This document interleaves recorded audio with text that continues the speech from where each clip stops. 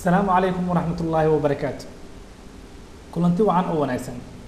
كسر دواء مر كليه Somali Network Group. Somali Network Group أي waxay idin la diyaartaa inay idin soo gudbiso maadooyin network kuwaas oo ku baxaya afkiin hooyo.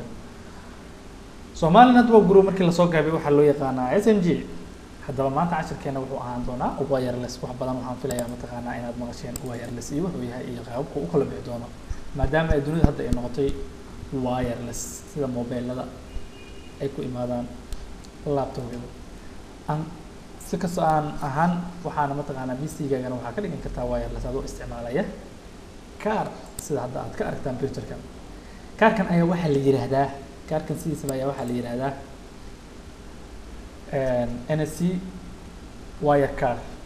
laptop-ga sidiisana asagana wuu ku imaadaa mataqaanaa wireless kuwa mataqaanaa kuwii horena ma ku imaadaan laakiin kuwa hadda ugu dambeeya lasoo saaro laptop-yada waa ay leeyihiin wireless card wireless card mataqaanaa qaybna waa security qaybna waxaa loo isticmaalaa unsecurity maadaama meelo hol adaa gasho oo mataqaanaa mar internet uu soo qabanayo marna kuuma soo qabanayo mataqaanaa wireless card marka security waxaan u adeegsan doonaa saddexdan qaab waxaa mataqaanaa sida uu wirelanka u shaqeeyo waa sida tan wuxuu isticmaalaa mataqaanaa air wareegadan ujeeda mataqaanaa wuxuu leeyahay singladaas ayuu mataqaanaa wuxuu u gudbiyaa sida air hawada ayuu isticmaalaa halka mataqaanaa laanka uu ka isticmaalaa isaga cable bal aan aragna sida u shaqeyn doono annagoo adeegsan doono Cisco packet trace packet trace ayaa wuxuu kaa caawinayaa inaad practical ahaan u hesho maadada dhanka network haddaba waxaan soo qaadan doonaa PC kale waxaan soo qaadan doonaa laptops maadaama laptop-yada hadda dadka badan ay isticmaalaan laptop waxaan soo qaadan doonaa server kaasoo noogu shaqeyn doono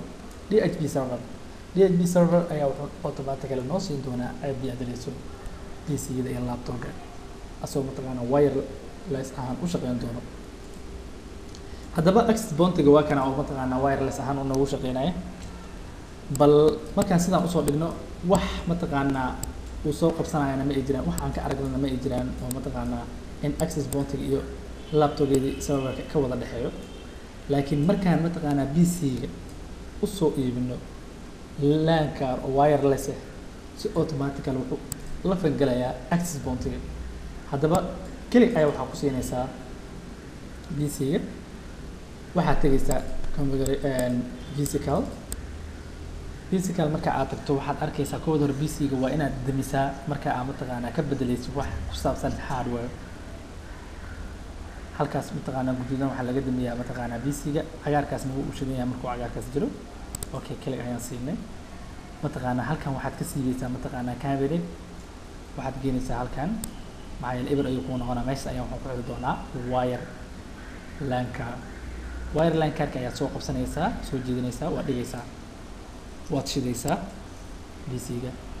PC-ga automatically wuxuu soo qabsanayaa access point-ga markii aan okay waad aragtaan ayaan filayaa markii hore mataqaanaa anaga waxaana u jeedin sida jaraanjartii oo kale waa mataqaanaa waa wireless oo PC-ga soo qabsanaya access point-ga by wireless ahaan marka hore ma ay jirin hadda PC-gan oo kale mataqaanaa wax communication ka madaxaya access point-ga ayaa mataqaanaa wuxuu shaqeynayaa wireless haddaba dhammaan PC-yada serverada dhan sidaas ayaan wada yeeli doonaa mataqaanaa waxaan wada gelin doonaa wire card LAN oo mataqaanaa okay PC-ga double click si marka hore PC-ga dami cabinet-ka ayaa ka saaraysaa wire card LAN ayaad soo gelinaysaa ka bacdina PC-ga ayaad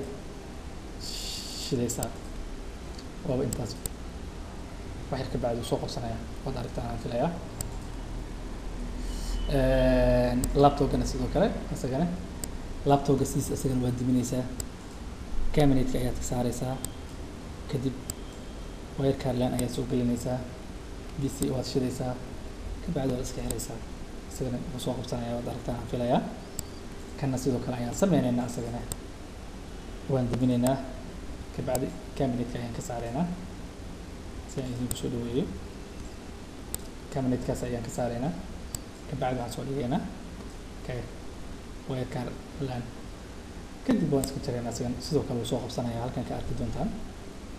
laakiin PC-ga maana shidin ku xisaabtamaya halkan soo sameyno waxaa waaye PC laptop uu dansan yahay waa shideynaa markuu soo qabsamo mataqaanaa qalab noocaas oo kale aragti PC mataqaanaa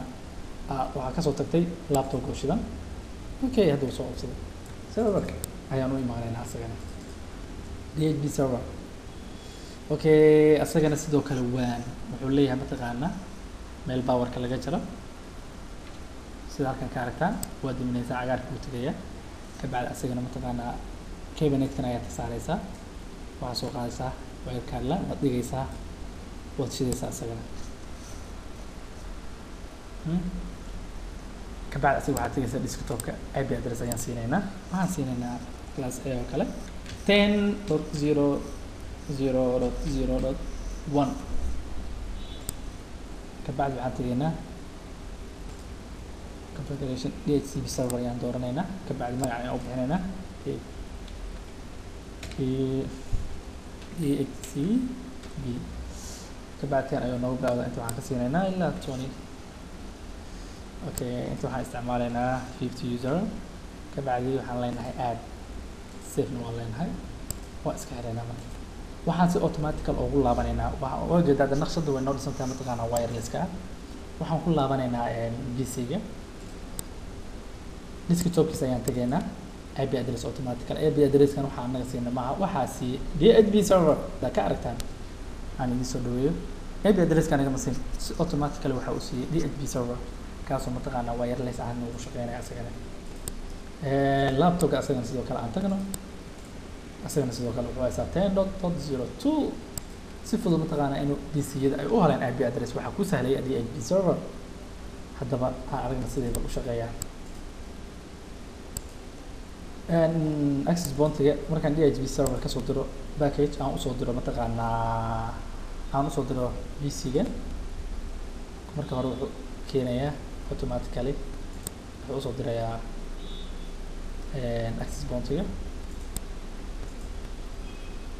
access point-ga markuu imaado access point-ga wuxuu sameynayaa kulli u wada dirayaa forwarding ayuu sameynayaa oo wada dir Soomaa kabacdi waxaa mataqaanaa qaadanaya PC-ga ku socdo after kabacdi kuwa kale way cancelayaan calaamad asaan ayay saareen laakiin kan calaamad asaar ma saaran maxaa yeelay destination waa asaga kabacdi asaga ayaa wuxuu soo celinaya mataqaanaa in ay soo gaartay mataqaanaa package-ka wuxuu ku soo celinaya access point-ga wuxuu automatically ku soo celinaya asagana serverka haddana wuu wada diraya haddana asagana serverka ay haddana qaadanaya wuxuu sameeyaa mataqaanaa forwarding ayuu sameynayaa unit wuxuu sameynayaa forwarding asoo isticmaalaya mataqaanaa unitkaas multicast ayuu isticmaalaya sorry multicast ayuu isticmaalaya okay asaga xataa wuu kansalaya kabacdi waxaa mataqaanaa saaraya sida hadda u wada aragtaan haddii aan keenno mobile waxaan la soo galay mataqaanaa kasoo qaad mall weyn oo mataqaanaa internet wax walba u free yahay mobilkayga ayaan la soo galay si aan internet ooga galo mobilkayga ayaa la imaado aragtaan mobile ayaan kan si automatically wuxuu soo qabsanaya access point-ga xer kabacdi la falgelaya mataqaanaa wuxuu la falgelayaa access point-ga okay وشدنا DHB server waa sax wireless okay وسoo qabsanaya hadartaan umaleynaa mobilkayga hadda mobilka xataa soo dhigo on la imaado qof kale oo mataqaanaa mobilkiisa la imaado isagana wuxuu sameynayaa mataqaanaa isagana automatically ayuu soo qabsanaya oo access point-ga ayuu fangal sameynayaa maxaa yeelay wax security iyo wax IP address wax uu leeyahay ma ay jiraan sidoo kale oo wireless okay isagana sidoo kale waa aragtaan aan filaya laptop-geeda wax walba oo isku wada xiran yihiin haddaba haddaan package aan kasoo diraya laptopka aan usoo diraya mobilka bal aan eegna siduu qaabka u diraya okay kooda wuxuu mataqaanaa soo usoo dirayaa access point-ga dhammaan ayuu u wada dirayaa mataqaanaa PC laptop serverka iyo mataqaanaa mobilada wada aragtaan aan filayaa idin soo dhaweeyey okay kuwa aan lahayn way wada kansalayaan calaamad casaan ayay saarayaan laakiin laptopka sidiisaba si mataqaana automatically ayuu u qaadanayaa haddaba laptopka IP address ee noo siiyey DHB server haddaan furno IP address uu leeyahay sida ka aragtaan mobilka ayaa IP address leh IP address ayuu leeyahay mobilka waa waxaan aad arkaysaan waxaa si automatically DHB server ayaa wuxuu siiyey mataqaana bal hadda waxaan arkaynaa iyadoo aan security isticmaali doono maxaa yeelay waxaan oo dhan waa inaan wada kansalnaa okay serverka naga saar markaa tirayso waxaad adeegsanaysaa waxaad leedahay kan iska saarayna DHB serverka kan sidoo kale waa saaraynaa mobiladan ayagana saaraynaa okay access point ayaan mataqaanaa waxaan sameynaynaa username ayaan u sameynaynaa passwordna waa u sameynaynaa double click ayaan ku siinaa waxaan leedahay configuration mode ayaan soo dhaweeyo part 0 it's on part 1 ayaa dooranaysaa part 1 markaad doorato SSID ga mataqaanaa username ayaad u sameynaysaa okay meeshaas waxaan ka dhigaynaa maxamuud okay passwordka waxaan qaadanaynaa WB2 ayaan qaadanaynaa mataqaanaa 8 xaraf okay ayuu 8 number ayuu rabaa kan 1 2 3 4 5 6 7 8 passwordkiisa wixii ka dambeeyana waan iska xiraynaa haddii aan xirno kuwii kale mataqaanaa PC-gii iyo laptop-gii automatically way jaranayaan wixii mataqaanaa communication ay lahayn maxaa yeelay wuxuu yeeshay username password wax hadda mataqaanaa xiriir la sameynayo ma jiraan haddii xataa aan package aan dirno oo asaga u dirno wax gaaraya ma leh oo aad aragtaa diidmada mataqaanaa iga hor imaanayso package mataqaanaa inuu does not have IP address and does not ma gaaraya mataqaanaa waad aragtaan ayaan filayaa wax signal ah oo hadda mataqaanaa PC-gii access point-ga ka wada dhexeeya ma laha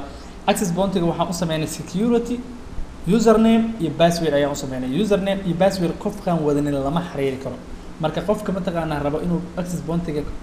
la soo sameeyo mataqaanaa communicate waa inuu username kan yaqaana password kan yaqaana automatically username uu soo qabsanaya laakiin wax lagu weydiinayo oo security waa password marka waxaa loo isticmaalaa ma soo kambaniyada mataqaanaa maadaama waxooda inay datadooda inay security ka dhigtaan oo kale oon mataqaanaa qof aan ka shaqeyno mataqaanaa kambaniga oo kale uusan mataqaanaa soo geli karin maadaama hadda aan isticmaalin wax wireless qof walba iska soo galo qof walba mobilkiisa wato qof walba laptopkiisa wato mataqaanaa communication ayuu access point la sameynaya ama internet hadduu ka isticmaalayo hadduu mataqaanaa ka isticmaalayo daatooyin kale bal anagoo mataqaanaa user ahaan camal waxaan usoo gelayaa passwordkan waxaan soo gelayaa mataqaanaa PC-ga kabacdi waxaan leeyahay mataqaanaa sida wada aragtaan waxaan dooranayaa wireless-ka ayaan doonaa PC wireless markaad dooratid waa inaan idin soo dhaweeyaa waxaa leedahay connect markaa inta waxaa kasoo bixi doona fiirso maxamuud waad aragtaan aan filayaa maxamuud waa mataqaanaa username-kii oo aan u sameynay SSID-gii aan u sameynay access point-ga kabacdi connector markaan dhahno wuu naga diidaya fiir wuxuu na weydiinayaa security waa inaan siina lambarkii hadayta aan siino qofka mataqaanaa lambar qof walba wax walbaa laga dhigi karaa laakiin waa lambar aad mataqaanaa ay wada yaqaanaan dadka kambaniga markaas ama meeshaas ka wada shaqeeya 1 2 3 4 5 6 7 8 okay waxaan leenahay connected so automatically uu ku xirmaya hadda markaan jarno kaliya PC-gaas mooyaan wax kale oo communicate la sameeyaa arkimayno waad aragtaan ayaan filayaa PC-ga uu bas baa mataqaanaa access point-ga communication la sameeyaa kuwa kale wax mataqaanaa ka wada dhexeeya ma jiro mid walbana waa inaan sidaas oo kale soo sameynaa PC-ga ayaan tegaynaa waxaan leenahay sidoo kale connector ayaan leenahay automatically inta waxaa imaan doona magacii aan usoo bixino oo SSID-gii speedkiisu boqolkiiba waa 100 uu ku leeyahay okay connector ayaan leenahay username waxaan siinaynaa mataqaanaa passwordkii 1 2 3 4 5 6 7 8 ilaa 8 ayaan siinaynaa connector ayaan leenahay asagana sidoo kale uu la xirmay sidoo kale PC-dan ayaan sidoo kale ayaan sameynaynaa wireless ayaan dooranaynaa connected halkan waxaa imaan doona mataqaanaa magacii mataqaanaa oo SSID-gii access point-ga connected 1 2 3 4 5 6 7 8 connected ayaan leenahay asagana sidoo kale waa iska helanaa waad aragtaan aan filayaa mataqaanaa in uu laptop-ga la xiriiray access point-ga laptop-ga kalena sidoo kale asagana wireless ayaan leenahay connected ayaan leenahay automatically inta waxaa imaan doona magacii mataqaanaa SSD-ga usoo bixin oo ahaa maxamuud connected ayaan leenahay kabacdi waa inaan siinaa password 1 2 3 4 5 6 7 8 waa 8 number waxaan taa ka dhigan kartaa mataqaanaa 8 number ama magacyo ka dhigan ama waa isdaba marin kartaa mataqaanaa laakiin si aan hadda aan u fududeysan ayaan waxaan usoo qaadanay 8 number sidan sidoo kale waa wada xiray bal waxaan sameynayaa mataqaanaa hadaayta waataan mobile soo qaatay qof mobile iska wataa wuxuu soo galayaa mataqaanaa company buildingkii lahaayeen wuxuu raadinayaa inuu mataqaanaa ama daatada gala ama internet mataqaanaa ka isticmaalo oo mobile waa imaaday wax networking uu la sameyn kara malaha oo username ma haysto password ma haysto sidaas darteed ayaa waxaa loo dhahaa mataqaanaa wireless security ahaantaas ayaa loo isticmaalaa hadda mataqaanaa waa haddii aan u baahanaa waa inaan IP address soo siinaa si mataqaanaa communication ayagana sidoo kale u wada sameeyaan waxaan teganaa IP static ayaan ka dhiganaa maxaa yeelay ma isticmaalaan hadda DHCP server 10.0.0.1 ayaan leenahay kan saddeminaadka asaga automatically usoo qaadanaya laptopka kala iska soo qaadanaynaa static ayaan leenahay static markaa leedahay manually markaa mataqaanaa IP address adiga ahaan gacantaada ku siinaysid 10.0.0.2 dynamic DHCP server waa mataqaanaa automatically mar walba waxaa ka wanaagsan DHCP server maxaa yeelay adiga qof bidaadan tahay numberada wada qaldi karta ama DC walba number hore usoo siday mataqaanaa mar labaad mid kale siin kartaa markaasna wax communication u dhacaya ma ay jiraanin haddaba backend ayaan kasoo diraynaa PC-ga waxaan usoo diraynaa mataqaanaa PC-ga loo arkaynaa mataqaanaa siduu kooda rabo imaanaya mataqaanaa access point-ga ayuu imaanayaa afterka bacda access point-ga mataqaanaa forward ayuu soo sameynayaa wuxuu usoo dirayaa isla laptopga kuwaas kale mataqaanaa way cancelayaan waxaad ka arki doontaa calaamad casaas oo mataqaanaa package-ka dushiisa dul korayso kana mataqaanaa automatically lagu qaadanayaa isagana kabacdi wuxuu dib ugu celin doonaa mataqaanaa access point-ga mataqaanaa asagana wuxuu sameyn doonaa oo u wada diraya dhammaantood laakiin waxaa qaadanaya PC-gii mataqaanaa oo marka hore looga soo diro oo source-ga kabacdi asaa mataqaanaa wuxuu noqon doonaa destination haddaba cashirkeena maanta intaas ayuu inoogu egyahay wireless waxaana idiin soo jeedinaya anigoo ah maxamuud cabdidacar waxaana barnaamijkan aad iyo aad noo qayb qaatay Somali Network Group iyo saaxiibkayga ah Maxamed Ali Badwi kulanti wacan oo wanaagsan wassalaamu calaykum waraxmatullaahi wabarakaatuh mahadsanidin